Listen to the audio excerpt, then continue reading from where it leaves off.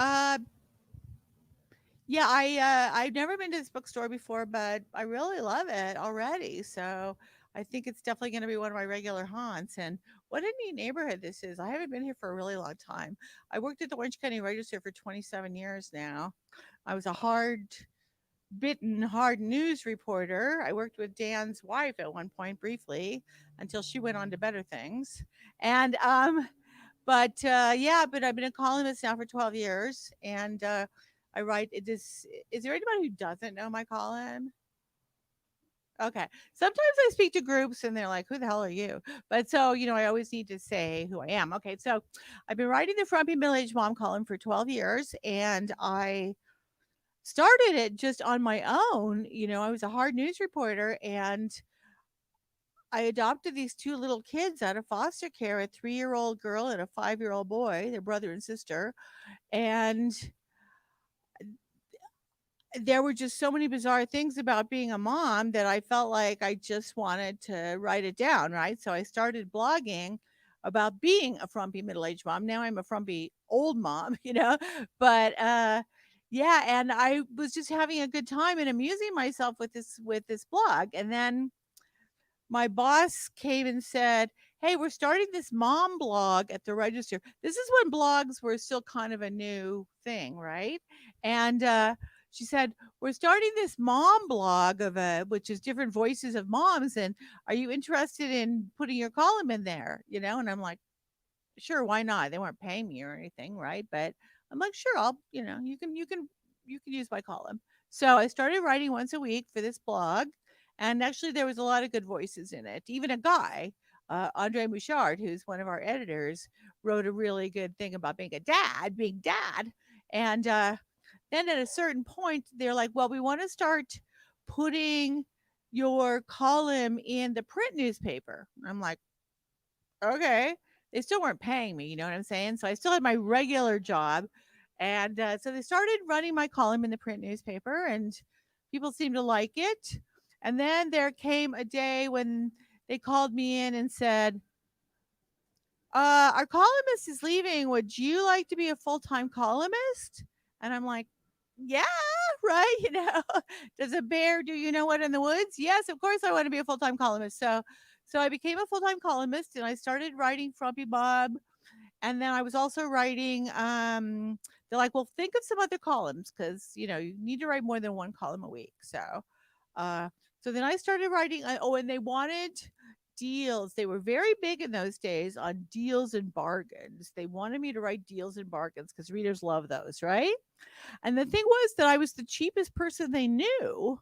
I was such a cheapskate. And I used to run around the office trying to get people to write about deals when I found them that were really amazing. And so they're like, would you write this deals column? And I'm like, you want to pay me to find deals, and write about them? I'm like, yes. So some of you, I don't know, some of you might remember I wrote a column called The Deals Diva, and it was super popular, and I had a lot of fun writing it. And then I also started writing a column called Cheapo Travel, which I also really had a lot of fun writing because I travel all the time and I try to do it as cheaply as possible because being a newspaper reporter, you don't get paid crap, right? So anyway, so I was writing these 3 columns and really having a good time doing it, and I did it for a pretty long time. It's for years, several years, and then at a certain point, they came back to me and they said, uh, "We need you to would you please go and cover Disneyland? We need someone to cover Disneyland." And I had covered Disneyland actually many years before, like 20 years before when I had covered the city of Anaheim. And I said, no, thank you, because why would I want to? I mean, why would I give up a full time column job to go back and do that? And I was like, no, thank you. And then at a certain point, they gave me all these arguments why I should cover it. And at a certain point, it became obvious that I was never getting out of that room until I said I would do it? And maybe that's happened to you in the past. And so I'm like, gee, okay, I'll cover Disneyland again. The thing was that I said, but when I covered it before, I worked 12 hours a day. I was always exhausted. I'm like, I have 2 kids now. I can't work like that anymore." And they're like, "Okay, okay, you don't have to." So they're like, "You just have to work a regular, 8-hour a day job." And I said, "And what about my columns?" And they're like, "Well, we'll dump the deals ones in, but you have to keep writing Frumpy Mom because everybody loves that." So I said, "Okay." So I covered Disneyland for a number of years, and it was interesting. A lot of people say, "Wow, what a great job covering Disneyland." But here's the thing, I don't like any of those rides. I'm just like, I get really motion sick, right? So even when we had annual passes when my kids were little, I would sit on the bench and wait for them while they went on the rides, you know? I like Pirates of the Caribbean. If it's the weeniest ride in the world, I like it. Otherwise, no, right? And I don't like any of the rides, and I went to Disneyland enough when my kids were little that I really don't ever need to do it again, you know? But it's, of course, it's an interesting job, you know? I mean, and it's a beloved job because everyone in Orange County almost is interested in what happens at Disneyland. You know, some people are obsessed with what happens at Disneyland. So it got a lot of hits. A lot of people read it, which made my bosses happy. So I did that for quite a number of years. And then 4.5 years ago, I got cancer. And then, in the course of going through all the treatments and all that kind of stuff, they put someone else on the Disneyland beat full time. So I was just kind of filling in occasionally. And that's where we are today. I'm still writing Frumpy Mom, and hopefully you actually find it, considering it's they put it in the very back of the newspaper now, right? So I can still get emails from people saying like, "Why don't you write Frumpy Mom anymore?" And I'm like, "I do. They just put it in the very back of the paper where nobody can find it." Um, but now it runs in 12 newspapers. So, it used to only run in the Register, but now, we've been purchased by the Southern California News Group, and so it runs in all 12 of their papers. And in one bizarre paper in Idaho, and I have no idea why this column runs in Idaho, but Lewiston, Idaho, which I've never been to. So, okay, anyway. So, yes, so that's and even though I have cancer, I'm doing okay. I'm doing fine. You can see that, I'm a little gimpy. I'm kind of gimpy, but other than that, I'm doing fine. And I have no plans to go anywhere for a very, very, very long time, you know? And yay, right? Yay. I did plan my funeral from beginning to end. It's quite going to be an awesome funeral. And I'm a little bit disappointed that it's not going to be for a long time. Okay, I'll tell you this, but you can't tell anyone, okay? Because I planned my whole funeral when I thought because here's the thing, the cancer I have is come on in and have a seat anywhere you want. You can drag the chairs out of the sun if you want to. Anyway, the the cancer that I have is super aggressive and it usually kills you right away. But I just made the decision at a certain point that I wasn't going to die. Oh, this is what happened. Okay. So I planned my funeral and I planned everything. I went to Forest Lawn. I bought the plot. I bought everything. You have to make all these decisions, right? Everything, nickel and dime you on everything, right? I don't know if you ever planned a funeral, but it's like, well, do you want the Dove release? That's $500. That's an extra $500, right? But they're actually not doves. They're actually white homing pigeons, just so you know. But and then I was talking to my friend about it, and she's like, "I don't really think a dove release is proper for you. What you really should have is like a cat release, you know?" And I'm like, "How about a squirrel release? That would be great." Except the only thing with a squirrel release is they would run around and eat all the flowers off all the graves. But so I planned this whole funeral thing, right? And I had quite a few twists and turns that I'm not telling my friends about because I want them to be surprised.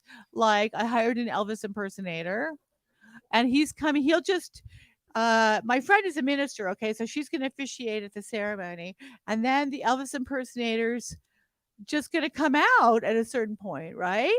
And so certain things like that, like we're gonna have tiaras. All the ladies are gonna get tiaras when they walk in, but I couldn't think of anything for the guys to get. Although a former ex-cop, a very successful ex-cop that I know told me he would wear a tiara, so, But, so so I had all this stuff planned, right, for the funeral. So it's a little disappointing that I'm not gonna have it in the near future, but say la vie. Anyway, so I told my new oncologist at the City of Hope, yay, that I have absolutely no intention of dying, and she just looked at me and said, "I don't see any reason why you have to die." And I'm like, "Good.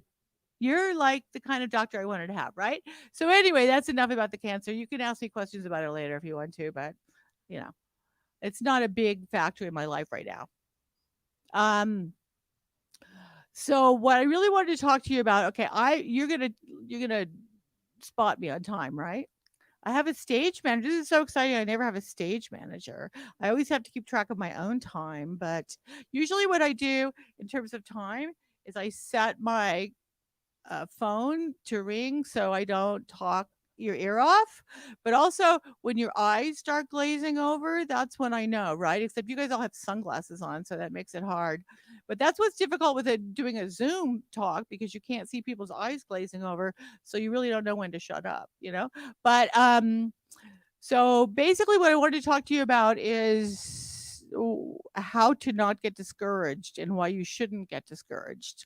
Because one thing I learned as a reporter, a newspaper reporter over the last 30 years, is that you can do so many more things. You have so much more power in your life than you think you do. Now, we are raised, most of us, especially women, that that pole is right in your way, isn't it? I should move over. So, anyway,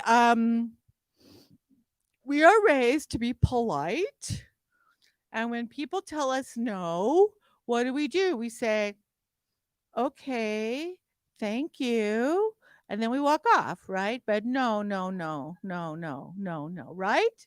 You never take no for an answer. This is like, okay, if you're a salesperson, are there any good salespeople in there? Right? No is just the prelude to yes, right? And if you ever take a sales course, you learn this, okay? Because the thing is that when you're a newspaper reporter, you are so much more afraid of your editor than you are of anything else, okay? And you go out there and you cannot take no for an answer because you cannot go back and tell your editor that you couldn't get the story. Okay. So you go out, and if someone says no, you put your foot in the door or you try to talk to them and explain to them, why they should talk to you or why they should give you that document, or, you know, you just you just keep going until now here's the clue. Okay. The clue is if someone tells you no, you do not ever get rude except as a very last resort, okay? Because you know what happens if you get rude? You get people's backs up, right? And then they'll just tell you no just to say F you, right? But you are never rude, but you also never give up. You just keep on going. And then if someone persists in saying no, you say, well, all right, who else can I talk to about this? You don't even know how many times I've been in government offices where I went to get documents that were public records, right? And they're like, no, you can't have that. And I know for a fact it's a public record, right? So then, I'm forced to say, well, thank you so much for your help and I understand, and who else can I talk to about this, because like you're not leaving until you get that record, right? And the same thing if you go to someone's house. I'll give you an example. There's so many times I used to have this beat. I used to call it the grieving widow beat because they would send me out to knock on the doors of people who had died, and then I would have to talk to the grieving relatives for a story, right? Maybe they had been in a horrible car wreck or they'd been murdered or something had happened, right? And as you can imagine, this is a horrible beat. And I hated it, but it was my beat, and actually I was good at it. And so I'd go to the door and it would always be the same. People would open the door, and it wouldn't be the relatives; it would be someone else, right, other than the key people. And I would identify myself, and then they would say, "No, no, no, no, they can't talk to you." And I would say, "Wait, wait, wait, wait, wait," and I would say, "Look, I'm doing a story about John, and here's the thing: I'm going to be doing the story about John, regardless. And I really need to talk to his parents so that the story that I present is fair and accurate, you know? And then they understand, right? And then they let you in, they let you in, and you do get to talk to the parents because that is really true, right? And so yeah, I talked to way too many grieving people in my life, and I don't feel the need to do that anytime in the near future. But that's again something that happened, right? That you learn not to take no for an answer. So over the years, you learn this many, many, many times, and the more you do this, the more you just assume that you are going to be able to achieve whatever you set out to achieve, the more you will discover that you really do have the power to make it happen, right? And it doesn't even matter whether it's a clerk in a store or anyone in any situation. And I remember my very first newspaper reporting job. All right, so this is what happened. I'd always wanted to be a newspaper reporter, but I'd gotten off track, and I majored in political science and international relations, and I ended up becoming a travel agent because I still, of course, love travel. And then the recession came, and there were no travel jobs anymore. I moved out here to Southern California, and I saw this ad, and I tried to get a job as doing PR, but they wouldn't hire me. It was a bizarre thing because have you ever had this situation where somebody looks at you and they just hate you? Like you must look like somebody they hate. I went in for this interview for this PR job that I could have done in my sleep, right? And this woman, she just hated me. I mean, she hated me from the second I walked in. And I didn't get the job, and I was crushed because I had already decided in my mind that I was going to get that job, right? And I didn't get it. But this is the other thing that happens because you never know what the future holds, right? After I didn't get that job, I was looking in the paper and I saw a job for a reporter at the Glendale News Press, circulation 7,500, which was later bought by the Times and no longer exists. But uh, so I thought I could do that job. I always wanted to be a reporter, right? So my goal actually was to to write books. It took me a long time to get there, but to write books. And but I wrote very, very slowly, and I was already writing magazine articles, but I was so slow because I had all this fear inside of me. So whenever I would sit down to write, I would psych myself out, and the act of writing was really painful, right? And so I thought, well, if I could get a job on a newspaper, even a crappy little newspaper like this one, then I can learn to write fast. So that was my goal, to learn to write fast. Okay. So I went to interview for the job, and it only paid $300 a week. So everybody who worked there was like 20 years old. They had all just gotten out of school. And here I am, I'm like 30 years old. Come on in, just relax. No biggie. Find something. Sorry, it looks like everything's in the sun at this point, or you can sit over here. Anyway, so I went to interview for this job, and I really hit it off with the editor because he was the only one who was my age, right? Like I was, closer to his age than any of the kids who were working for him. And so I went into his office, and we just started talking, blah, blah, blah, blah, blah. And we were just yakking and have a great old time. And he's like, "Well, Marla, I really like you. You don't have any experience, but I did have clips, right? Because I've been writing magazine stories." And so he's like, "I'm gonna give you these news writing tests." And now these are standard tests they give you when you go to work for a newspaper, okay? It's one of them is what they call a style book test because newspapers use the Associated Press style book, and it just has, like, weird little things that you have to know, like, in the word judgment, they don't use an E in it, okay? Things like that, right? Just weird things that if you've gone to journalism school, you know these, but I didn't, right? And then the other one was a writing test, okay? So he's like, "Okay, I'm gonna give you the style book test, and then I'm gonna give you the writing test." And he called me in after the test, and he's like, "Marla, Marla, Marla, I really like you, but how can I hire you? You flunked all the tests." And I'm like, "I did, right?" And of course, now I can look at the writing test and it just jumps off the page what I did wrong, right? But at the time, I didn't know, and I didn't know the AP style book, right? So I couldn't pass that test. And I said, "Look, Mike, look, I really want this job. I really, really want this job. So listen, what if you just give me a 2-week trial? And if at the end of 2 weeks I don't work out, I'll just leave and no hard feelings. But if you let me stay, I'll wash your truck every week."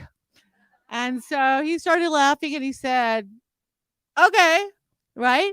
So I started working there the next day. You had to write 12 stories a week, which is completely insane, right? And the good thing about working there, so the reality was that I never had to wash his truck. And that started my career that I'm still doing like 40 years later, right? But the thing was that when I first started, newsrooms are really noisy places, right? There's scanners going off. I mean, they hardly even exist anymore, right? But there was always scanners going off, and people would stand right next to your desk and talk, and it's very distracting, right? And very hard to focus your thoughts. And so I couldn't write in the newsroom at first. So I would go sit in my car and write the story in longhand. And then I would go back in and I would type it into the computer into ATEX, which of course doesn't even exist anymore. Right. And, um, and then gradually I started getting used to the new noise and the chaos, and then I was okay. But, yeah, so I ended up rapidly becoming their top reporter, right? And needless to say, when you have to write 12 stories a week, you had to write 2 stories a day plus 2 for the weekend. And when you have to write 12 stories a week, yeah, you learn to write really fast. And the other thing that's useful about working at a small place like that is you learn that anything can be a story. You know what I mean? Like anything. The new Victoria's Secret coming to the Glendale Galleria, story. I mean, like, so that was really good. And sometimes I would actually get so desperate, I would open the phone book. Remember phone books? I would literally open the phone book, and believe it or not, I found stories in the phone book. And what that teaches you is anything can be a story, and you can find. And the other thing is that everyone has a story. If I went around to every single person in this room right now, you would have an interesting story that would be worthy of publishing. You might know what it is, you might not know what it is. And I can tell you, I have a Facebook page, Frumpy Middle Aged Mom Facebook page, and if you're not on it, you should get on it because I have so many interesting readers. It's absolutely unbelievable. I just met a reader the other day. She's been to 44 countries. So these people have I have a reader who worked with a serial killer for years and never knew that he was a serial killer. I mean, so these people, occasionally I'll ask on the page, like, what, tell me something about yourself that I don't, that nobody knows, right? Or that I don't know.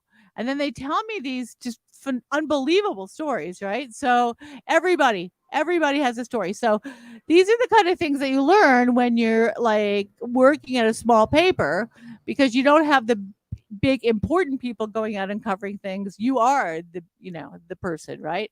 So I started the Glendale News Press and I worked there, and I never would have gotten that job if I had taken no for an answer, right? And I've had so many occasions like that in my life where my life was changed just because I refused to take no for an answer.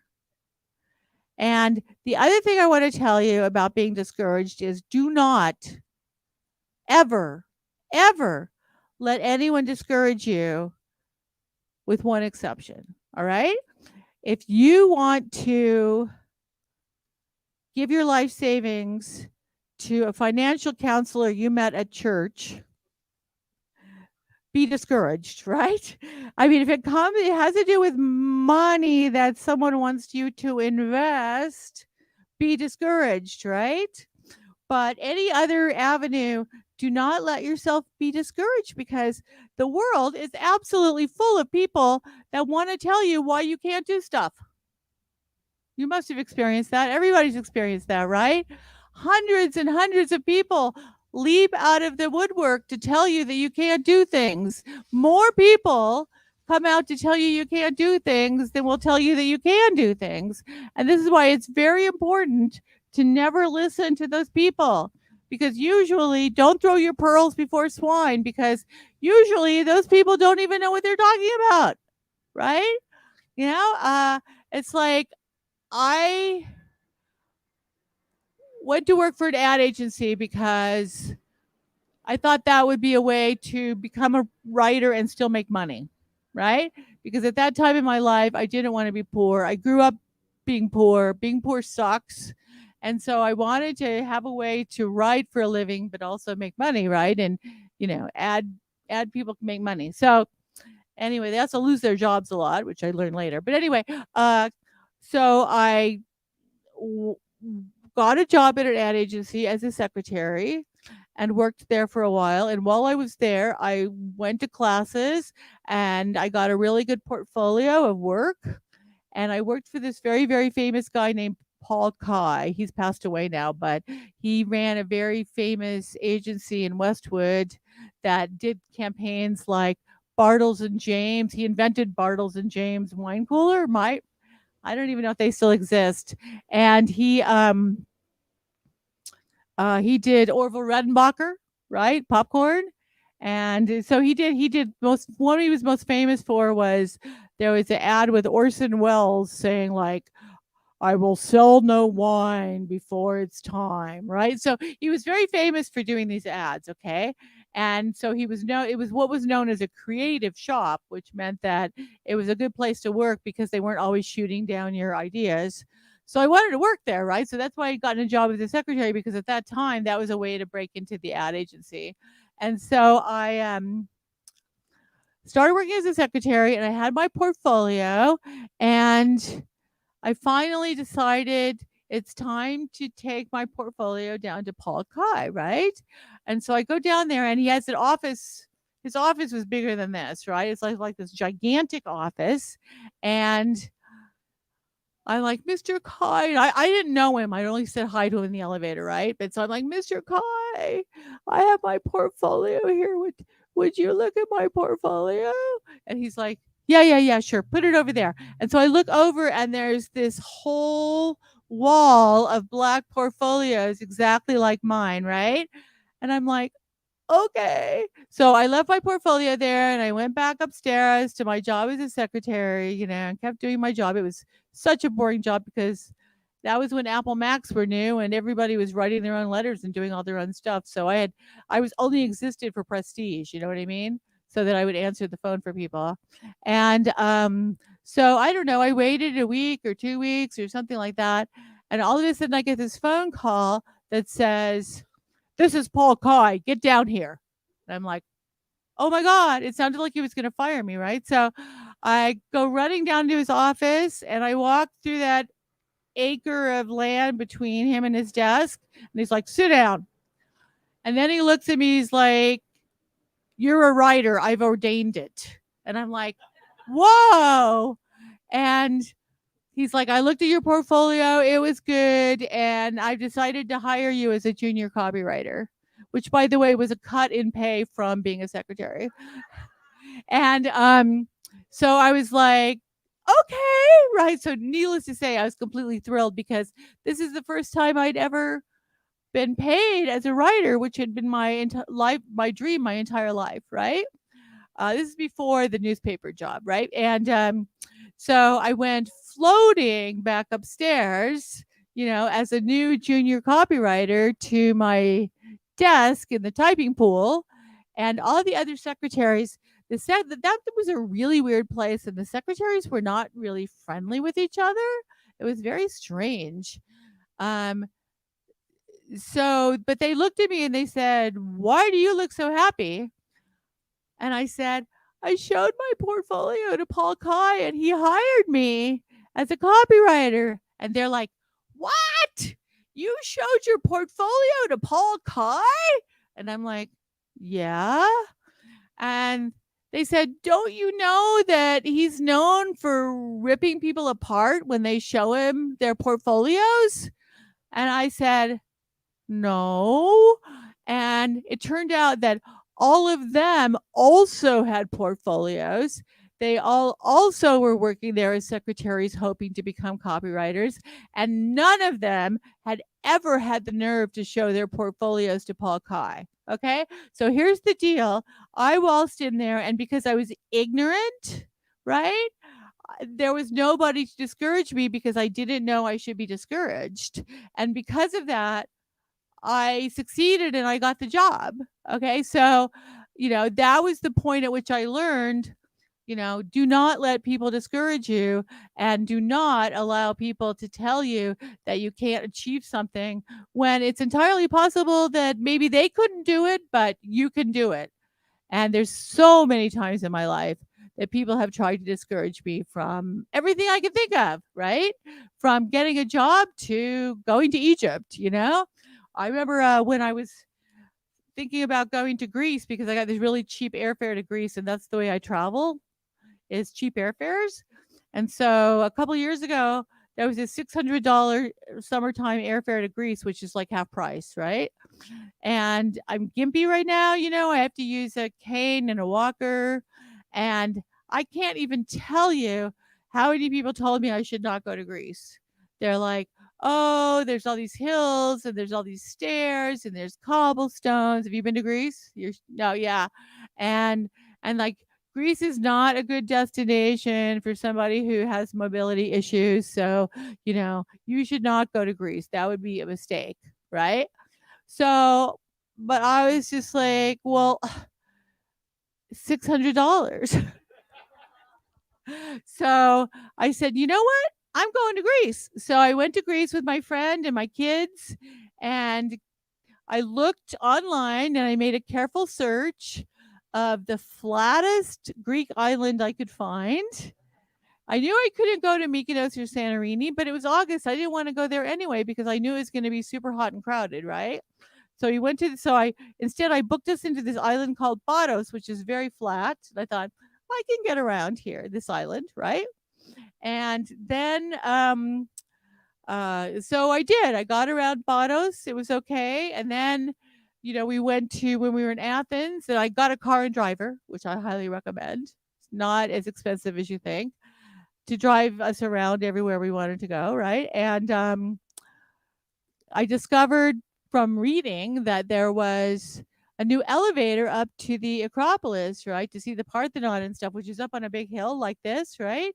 And everybody had said like, "Well, you can't go to the Acropolis." And I'm like, "Well, if I can't go to it, I'll look at it, you know?" And but I discovered that they had built a brand new elevator to the top of the Acropolis for people that were disabled. And so I went to, I had my driver drive me up to the front, and they put you in this little golf cart, and then they drive you up to the elevator, and they put you in the elevator, and they take you up to the top, and you get off at the top, and there's the Parthenon, like literally right in front of you. And I'm like, well, that wasn't hard, right? And again, that was the thing that everybody had told me I couldn't do. And the other thing I told people was, well, you know what? If I can't do something, I will just sit on my rear end, and have an Uzo, and everybody else can go and do it, and then they can come back and tell me about it, right? And that's exactly what we did. We went to Delphi. I get confused. Anyway, we went to Delphi. I could do the museum, which is very, very interesting. That's where the Oracle was, right? Which was a real thing, not a myth, right? And so we went to Delphi where the Oracle was, and we went to the museum. The museum was fine. And then you have to take this trail and do this big hike up in the mountain, and it was hot, right? And I just looked at that thing and went, "No, thank you," right? So I'm like, "I'll see you guys later." So bought a book in the bookstore and I sat down in the cafe looking out over the view. And I sat there quite happily reading and drinking my coffee for like maybe 2 hours, right? Until they came back down and, like they were all dusty and sweat was dripping off of them and they're like, "Give me some water, hurry up, give me some water." And did I feel sad that I couldn't go and do that? No, I really didn't feel sad at all. So, that's been my experience. It's like, do what you want, don't let people discourage you. Bottom line. Okay. So that's my spiel. Don't be discouraged. Don't take no for an answer and do whatever you want, except give money to your financial advisor that you met at church. Okay, so my question is, do you have any questions for me? And I hope you do because it's very depressing when nobody ever has any questions. Yes, she did. That's right. Yeah. It's not the happiest beat on earth. The the Walt Disney Company is very, very successful. In part, one of many reasons is that they are very ferocious about controlling their image. All right? They control their image. They call Disneyland the happiest place on earth, right? And just as an aside, if anybody likes No Doubt, if you may remember that their first album was called Tragic Kingdom. Well, that was a joke because that's what the employees at Disneyland call it, and they had all worked at Disneyland. So because they were all from Anaheim, and so as a joke, they called their first album Tragic Kingdom. But anyway, okay, so uh, the Walt Disney Company is ferocious about controlling their image. And the problem with that is, as a newspaper reporter, everything you write is not going to be positive. Hello, right? I mean, if somebody gets killed at Disneyland, you know, that's not a positive thing, right? Then you have to write about it. And it's a very difficult situation because you have to walk this line where you have to be truthful and dig in and tell people what they need to know, but in a way that's fair. Because if you cross that line, those Disney people will be on you like white on rice, you know? Not only on you, but calling your boss and calling your boss's boss. And I just want to tell you that uh, the our coverage and the LA Times coverage is completely fair and truthful, and we do not kowtow to Disney like ever. And the reason I say that is because people often think that we do. I remember one time I got this phone call from a student who wanted to interview me about covering Disneyland, a Cal State Fullerton student. And he's like, "Well, our professor says that do what Disneyland tells you." And I'm like, "No, we don't, right?" And he said, "Well," and okay, this is one of my pet peeves, okay? So here I am, the horse's mouth, and he's hearing it straight from the horse's mouth, but he would rather believe his professor who actually has no idea what he's talking about, right? And people would call me up occasionally and they would argue with me about things, right? And they'd be like, "That didn't happen." And I'd be like, "I was there." Right? I wrote about it because I was there. I watched this thing happen. And then people want to tell you it's not true. I'm just like, ay, ay, ay. So, yeah, covering Disneyland is a dance, right? Because you can have these PR people at Disneyland hate you, right? But that just is unpleasant, right? And so what you have to do is be truthful and honest and investigative if necessary, but yet be fair in a way that they will still talk to you afterwards, right? And not just Disney, but other companies too. So, yes, what was your other question, Dan? No, no, no, they don't care about my column. Okay, well, sometimes okay, so my kids in my column, my daughter Sandy, who's 24, I call her curly girl in my column because she has very curly hair that no one would know now because she straightens it. And but she has beautiful curly hair, right? God only knows why she needs to straighten it. Anyway, and then I call my son is 26, and I call him Cheetah Boy because when he was a little boy, he loved cheetahs and he ran really fast, and he still runs really fast. And his real name is Michael, and I don't care if you guys know. I keep it out of my column just to protect their privacy. But they don't read my column in the paper because not to reveal a deep secret, but kids that age don't read the newspaper, right? But my daughter will read my column online sometimes when I post it on my Frumpy Mom page. And then sometimes she gets mad at comments. So if you guys leave a comment about her, like, she should have known better, right? She'll call me up and she'll be like, this person said I should have known better. And I'm like, well, you know, but yeah, but generally they have little to no interest in anything I write. So, yeah. Yes, ma'am.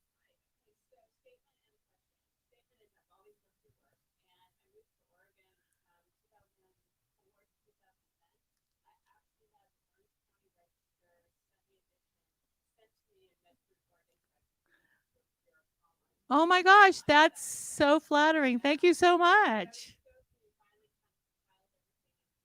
Are you back now? Welcome back. Yes, right?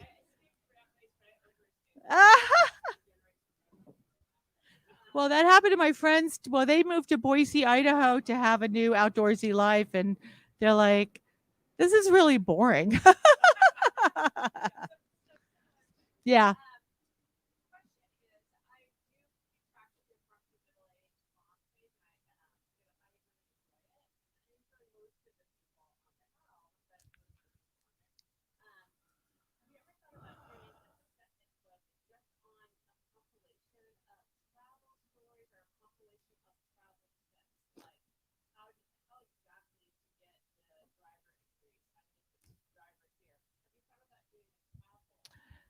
A number of people, quite a few people actually have asked me to write a travel book. So I have been thinking about it. You know, I don't know if it would be so much of a compilation of my columns because,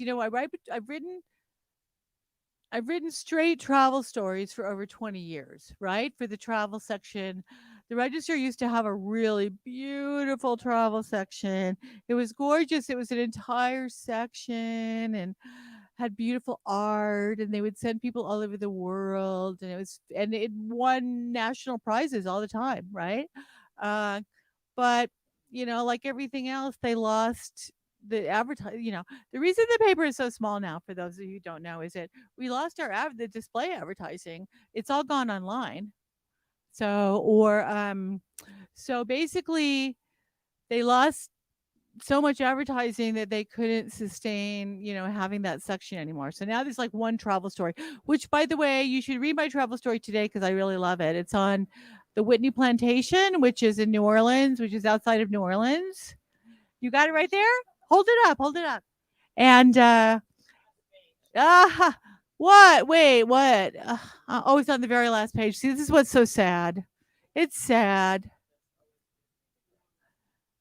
Oh, that's my column. No, I had a travel story. It should be. Anyway, but so yeah, I had this long history of writing travel stories, which I would mostly do just because I enjoyed it. Because what would happen is I planned the trip because I'm an obsessive trip planner. That's what I do for a hobby, right? And then I go on the trip, and while I'm on the trip, if I know I'm going to write a travel story, I keep notes about everything because you forget this stuff. If you don't write stuff down, you forget it so fast, right? And if you have a moment like when I was in Puerto Rico, I was up in a cloud forest and it was so unbelievable. I'd never been in a cloud forest before. And it's so quiet. It's just incredible. I actually had to stop and write that feeling down because I knew I wouldn't remember it later or I wouldn't be able to recapture it in the same way, right? So I when I know I'm going to write a travel story, I will keep comprehensive notes, right? And then when I come home and I write the story, it's like I went on the trip again because then I write the story and I look up the notes and everything. So it was like going on the trip 3 times, right? And I always really enjoyed that. But again, that's different because I'm not trying to be funny in the stories, right? I'm just trying to make you keep reading. And so yeah, but I would like to write a travel book. The thing is the market is very saturated with travel books. I mean, you could walk into this bookstore and find a zillion travel books. So the question being, how would I make it unique, right? There's a book, I got to tell you this, if you like reading travel books, there's a book and it's been out for a really long time, but I just recently read it at the library. It's called Heads in Beds, and it's this guy's memoir of umpteen years in the hotel business. Okay. And it's a combination of a memoir of endless funny stories and tips, right? Like just tips about how to get the most out of your hotel stay. I'm sure his editor made him put the tips in. You know what I mean? Because I have a feeling the book came about because he just tells his friends all these funny stories, right? They're like, "Oh, you should write a book." So he did write a book, but then I'm sure the editor said, "Oh, well, this would sell better if you would put tips in it." So, but I've used his tips. Like for example, he said he used what they call the credit card sandwich, which I had never heard of, right? It's like, okay, so let's say you go into a hotel and you want an upgrade, right? And something like that, right? So what you do is you take a $20 bill and you fold it up, and you know how they always ask you for your ID and credit card. So you put the $20 bill inside the ID and the credit card and you slide it over to them, and then you look at them very friendly and say, "Is there any chance of an upgrade?" And then they see the $20 bill and they look at the cameras and they slide it into their pocket, right? And, if there is an upgrade available, they'll give it to you, right? And I've had very good, I've always had success with that every time except one time. One time when I was in Ecuador. One time I was at a Marriott in Ecuador and the lady had no idea what I was talking about. And she insisted on giving it back to me, right? But then actually I checked into the same hotel later with a different guy and he got it and we got an upgrade. So anyway, but those tips like that in this book is quite entertaining, so I recommend it. All right, any other questions? Yes, sir.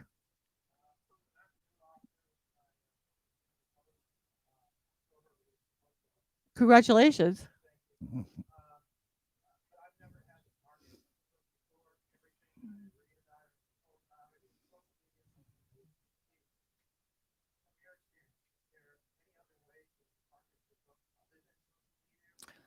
Is it a novel or a nonfiction? It's a novel. Okay, novels are more difficult to market, right? Because you don't have an obvious audience, right? If you wrote a book about trains, right, then your train clubs would be the obvious place to market it. I wish I had more advice for you. It's like, I have a question. Would you be willing to hire a publicist? Okay, because here's the deal. Publishers do not want to pay for publicity anymore. What they want is people who already have a following, right? That they can tap into without having to hire an actual publicist or, have a publicist on staff. So, but there are actually you could probably turn around and ask Dan. He might have a reference for you. Okay. Okay. There are there are publicists out there who specialize in book publicity, okay? And they're the ones who can get you the talks like this. They can get you on the radio. They can, you know, uh, try to get you into the papers, which may or may not work.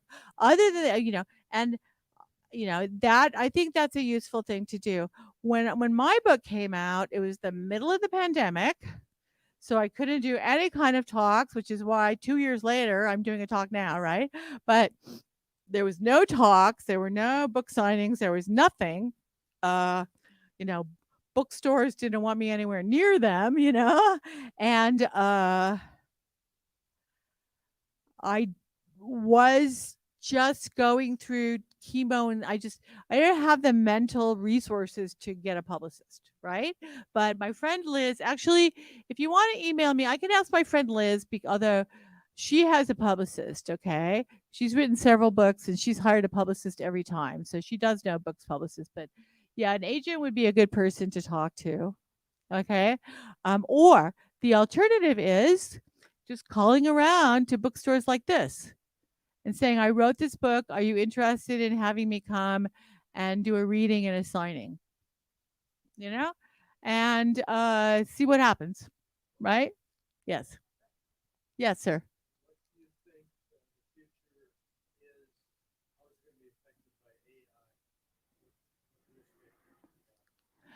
You know what? That by artificial intelligence, it's very difficult to say at this point, right? Because it's such new technology.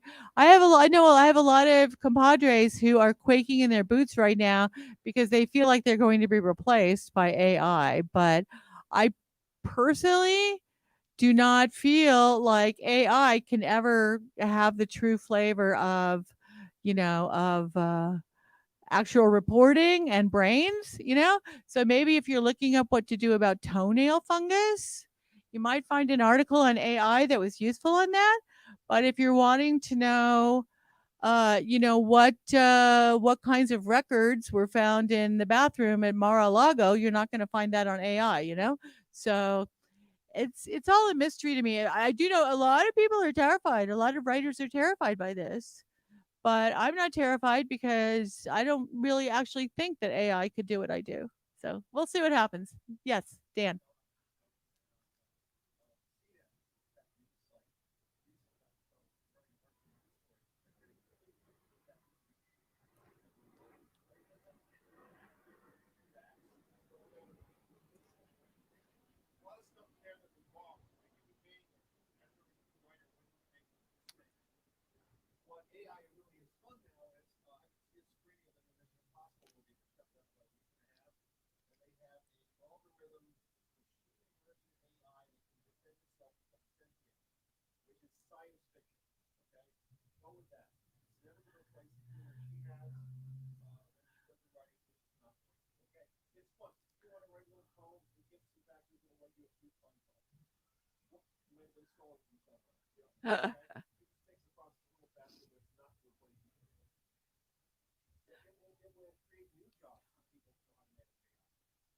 I'm curious because sometimes I look up, okay, I'm getting the axe right now. I'm getting the hook like they got in vaudeville. But let me just finish this one thought and then uh the so I was looking up like how to know if you have a magnesium deficiency, right? And I look at all these different websites and I'm like, this is all the same stuff. And I have a feeling it was all just generated by AI and plagiarized from each other, you know? So we'll see. All right. So I am going to be outside signing and I'm also going to be outside loitering. So if you just want a book signed or if you just want to loiter with me, come on out. So